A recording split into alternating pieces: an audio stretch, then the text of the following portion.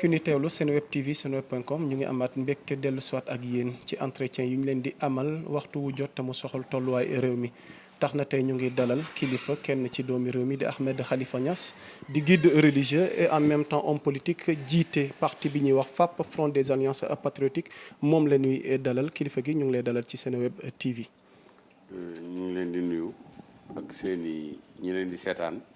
ak fépp fu ñu mën a ne ci àddina fan yi ubbee waxtaan wi te mu soxal actualité législative yi mooy noppi nañ ca. coow bëri woon na ci. daanaka sax amoon na sortie gi nga ci defoon ba tey ci soutien bi nga amal nguur gi. yàlla àtte mel na ni nguur gi moo jël raw garde bi. werante am na ci nag. ginnaaw boo jàngatee situation gi ne am mel na ni opposition bi contesté na li nga xamante ni moom moo génn ci urne yi alors tey ci tënk ban jàngat la ñu mën a am tukkee ci yow ci situation bi nga xamante ni fa la législative yi toll. dëgg la waaw mbir mi de li ci xew. mooy li nga xam ne tubaab yi dañuy wax ne qui perd gagne maanaam gouvernement bi allégé wu na ci nombre de députés yi mu amoon assemblée en matière de exprimé en pourcentage. dafa mel ni dafa perdre un grand nombre de députés en termes de pourcentage. Mais il a gardé dans un premier temps une majorité simple.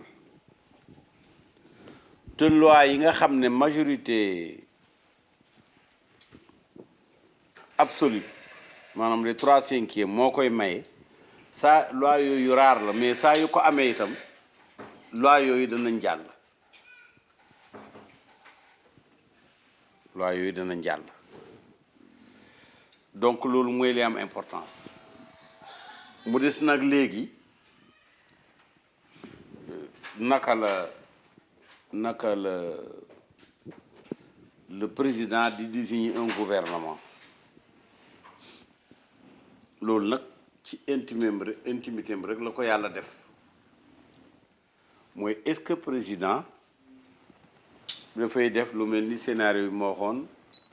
un retour fracassant de Karim Wade qui annonce une alliance avec Wallu du président Abdoulaye Wade. Probabilité la mais ce n'est pas une certitude mais amaana dans un premier temps président nommé un premier ministre technocrate maanaam technocrate mooy premier ministre boo xam ne yàgg na liggéey ci gouvernement bi xam nañ ko ku intègre la ku am ay profil yu baax la mais xamul politique du meeting du jënd carte parti du ne parti bi laa bokk du xeex kenn parce que bokkuñu parti du favoriser kenn itam parce que parti am moo gën a jege président bi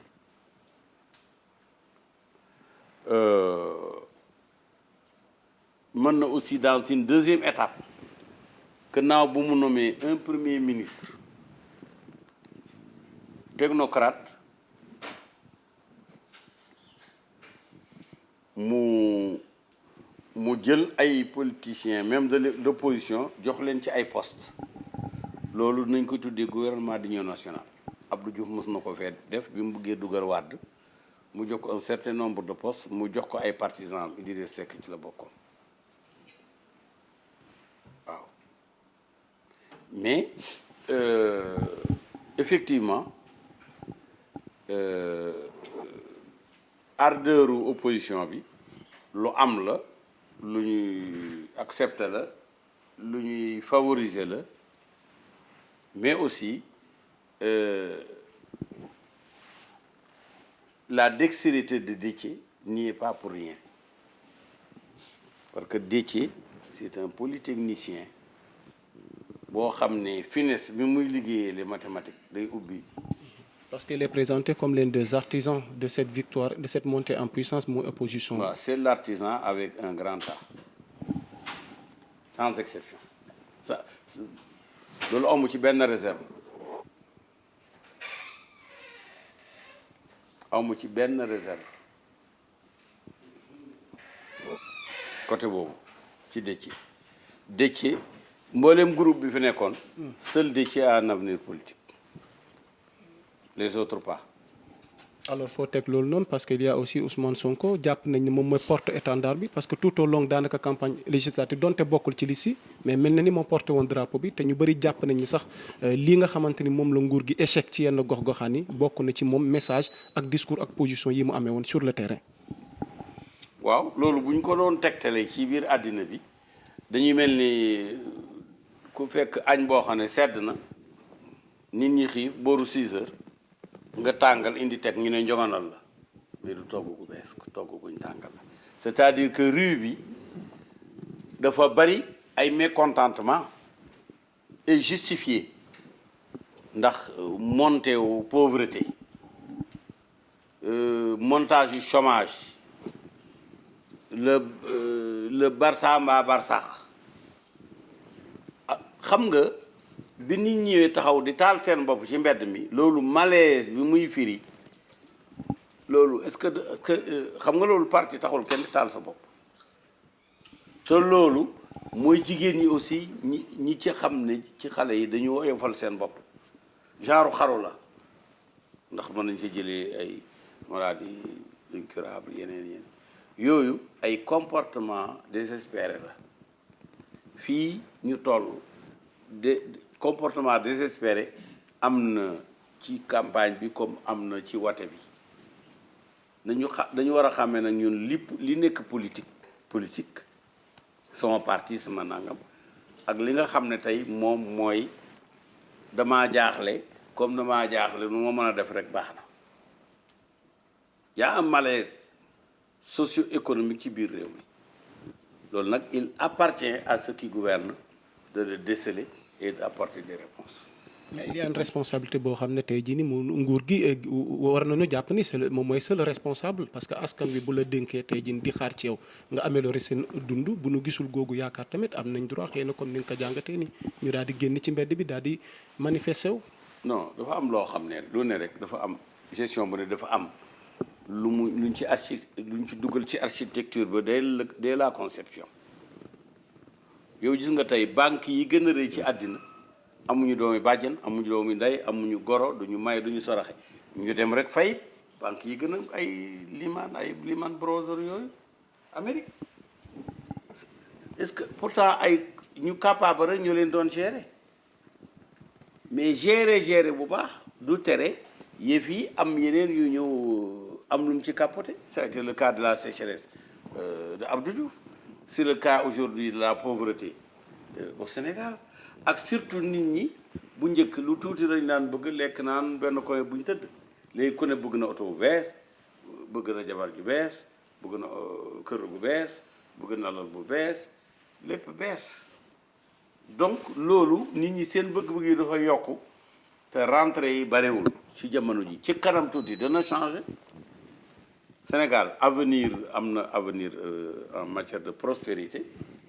loolu dana corriger lii mais du tere mënuñ ko corriger fekk yegguñ ci mi ngi mel ne sa soxna actuellement yow xam nga ne am na ëmb na ba am ñetti weer ñeenti weer nit ñi xamuñ ko buñ ko gisee dañu ne dara jotu ko mais wóor na la ne dans 6 mois dana la tegal doom Sénégal itam prospérité baa ngi ñëw. xale ak li nga xamante ne mooy mbënn mi inondation bi ak jafe-jafe yi mu àndal te askan wi di ko dund ba am na sax ay bakkan yu ci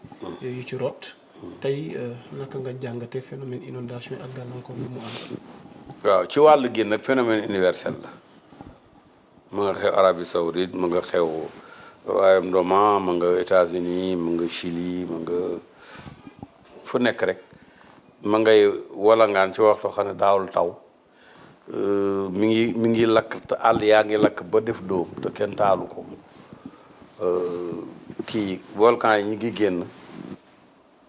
génn ci biir suuf si di safara yooyu ay phénomène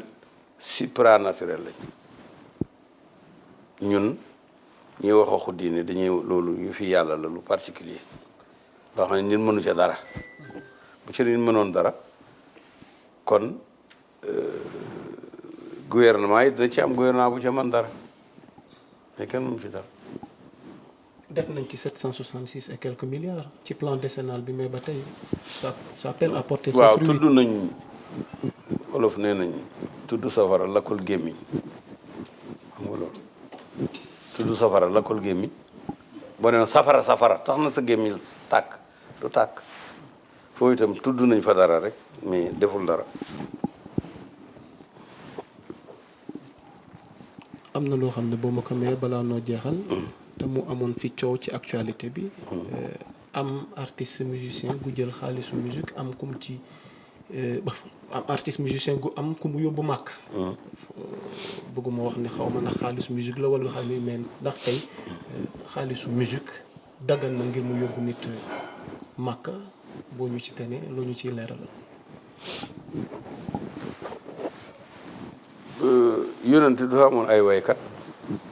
sallallahu alayhi wa sallam. Hassan ibnu Saabit ci la bokk Kaab ibnu Zuhayr ci la bokk te loolu ci xeetu musique la bokk taxaw yuuxu ne waaw maa la ko wax baanat suaadu ku rafet kaangoog nangam waaw loolu yëkkati yonent bi yëkkati ko jox ko Hassan mënu ca añ mënu ca reer te mu dagan lépp loo xam ne boo ci añee mu dagan boo ca reeree mu dagan boo ci jaamu yàlla mu dagan boo ci dimbalee ku jaamu yàlla it mu dagan. ndax musique boobu ak musique bi benn la. parce que débat dafa am ci islam ñu naan musique daganul yan forme de musique moo dagan su ma la déggee. loolu ku xam l'islam mënu ko wax alxuraan ci boppam musique la wàccee dama foog ne yàlla dafa war a yu Muhammad dégg déedéet boo jàngee hadis numéro 1 lu jiitu mboolem hadis yi waaw yonent bi ma ko ci wax bañ ko ne nu alxuraan daan wàccee mu ne dama daan dégg luy keleng-keleng yi ci jaww ji keleng leng leng leng leng mu ne bu ko defee sama gémmiñ gi di ubbeeku di wax te du ma ko mën a téye li ma doon dégg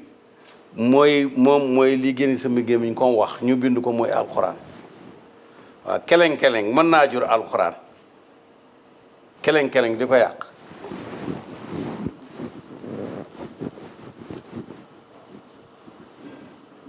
lii ma la wax ku mu neex rek demal hadis numéro 1 nga lire su fekkee ne alxuraan keleng-keleng la wàccee jógee ci aras yonent bi dégg ko xam keleng-keleng gi bu dee saraxule la nangam ci olof la bu dee tukulóor la nangam la ci séeréer bu dee arab la nangam la ci keleng-keleng musique di keleng-keleng nga ne déedéet musique keleng-keleng la daganul kon alxuraan déglu ko dana dagan ndax da ngay tëkkale alxuraan ak musique. man damaa wax ne musique alxuraan na ko jur alxuraan musique ko jur boobu tëkkale néew fi dañu nekkul ñaar benn lañ alxuraan sax dafa am laa yoo xam ne mënoo ko jàng te musique ko wala aadiyaati dabhan lu mu yaati xat xan jamono nekkoon na ci ndar ci jamonoy mag ñi dañ daan tëgg tama boo xam ne alxuraan lañu xam ne macha rakka bakka kabaka macha ara kabaka ñu ne kabaka dóor fii kabaka waaw mais dafa am ñoo xam ne dañoo jël àddina def ko lu yàlla moom ak lu yàlla moomut ba ci nit ba ci leneen yu bëree fekk du noonu lépp a jaxasoo ji nga nag mais mi dagan na mais deret ji dafa araam te en réalité meew mi deret ju yàlla weexal rek loolu rek est-ce que da ngay wax ne oui comme nag am na deret te deret dafa araam comme nag araam na pourtant am na ñu koy wax ñu ko gisee noonu ñàkk a dégg la bu dee am na lu ma la fàttee laaj te nga bëggoon ko yokk ci waxtaan wi rek daanaka ñu bàyyi la nga tëj rek ci kàddu gu mujj. déedéet amul moom xam nga comme man yàlla dafa may ñaari fan ñett yu ne ñu demee ni yow ngeen am ñu ñëw laaj léegi dama doon wax fële yéen a ko doon jël di ko jàllale wal fajri ko woon jàlloon ko ñeneen ñu doon jël kon côté boobu man amuma problème pour lu ma bëgg a wax ko léeg-léeg sax damay bind article mu génn côté boobu amul benn problème mais yéen seen liggéey rafet na. parce que sama xel dafa dem léegi ci li feeñ ci réew mi te waral coow li pétrole bi gaz bi te nee nañ fépp fu mu mës a feeñ daanaka dañ fee njort ay conflit te booba tey yàlla ngi suturaal tey noo jàngatee yooyu feeñ te moo war a am lu mu soppi ci dundinu askan Sénégal ndax am nga ci ay recommandation xéewal la da koo xam ne samp na taxaw te